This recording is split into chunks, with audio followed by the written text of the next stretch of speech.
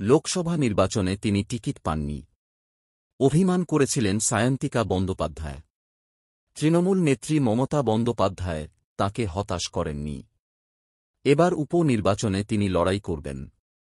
বরাহনগর কেন্দ্র থেকে তাঁকে প্রার্থী করেছে তৃণমূল।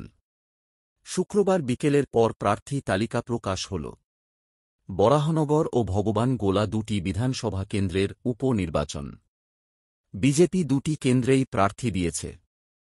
এবার তৃণমূলও তাদের প্রার্থী তালিকা প্রকাশ করল। লোকসভা নির্বাচনের পাশাপাশি উপনির্বাচনে বরাহনগর কেন্দ্রেও নজর থাকবে। বিজেপি এই কেন্দ্র থেকে প্রার্থী করেছে সজল ঘোষকে। তিনি কলকাতা পুরসভার ৫০ নম্বর ওয়ার্ডের কাউন্সিলর। এবার তাঁরই বিরুদ্ধে লড়াইয়ের ময়দানে সায়ন্তিকা বন্দ্যোপাধ্যায়। তাপস রায় এই বিধানসভা কেন্দ্রের বিধায়ক ছিলেন। তিনি তৃণমূল ছেড়ে বিজেপিতে গিয়েছেন। কলকাতা উত্তর কেন্দ্রের বিজেপি প্রার্থী এখন তাপস রায়। বিধায়ক পদ থেকেও তিনি ইস্তফা দিয়েছেন। সেজন্যই এই কেন্দ্রে উপনির্বাচন হচ্ছে।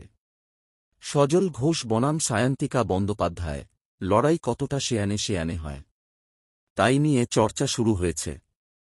তৃণমূল এই কেন্দ্র হারাতে চায় না। অন্যদিকে বিজেপি এই কেন্দ্র জেতার জন্য অঙ্ক কষছে। আগামী ২ জুন রাজ্যের বরাহনগর ও ভগবানগোলা দুই কেন্দ্রে উপনির্বাচন। ৪ জুন লোকসভা নির্বাচনের ফলপ্রকাশের সঙ্গে এই দুই কেন্দ্রের ফল বেরোবে। সায়ন্তিকা বন্দ্যোপাধ্যায় বাঁকুড়ায় টিকিট পাবেন লোকসভা নির্বাচনে, এমন আশা তিনি করেছিলেন। কিন্তু লোকসভায় তাঁকে টিকিট দেওয়া হয়নি। আশাভঙ্গ হয়েছিলেন অভিনেত্রী। অভিমানও হয়েছিল টলিউড নায়িকার। এমন কথা শোনা গিয়েছিল। তবে মমতা বন্দ্যোপাধ্যায়, অভিষেক বন্দ্যোপাধ্যায় তাঁকে একেবারে নিরাশ করেননি। বরাহনগর কেন্দ্রে প্রার্থী করা হল। ভগবানগোলায় তৃণমূলের হয়ে টিকিট পেলেন রেয়াত হোসেন সরকার। মুর্শিদাবাদ জেলার এই কেন্দ্রের তৃণমূল বিধায়ক ইদ্রিস আলী সম্প্রতি মারা গিয়েছেন। ফলে সেখানেও উপনির্বাচন হবে।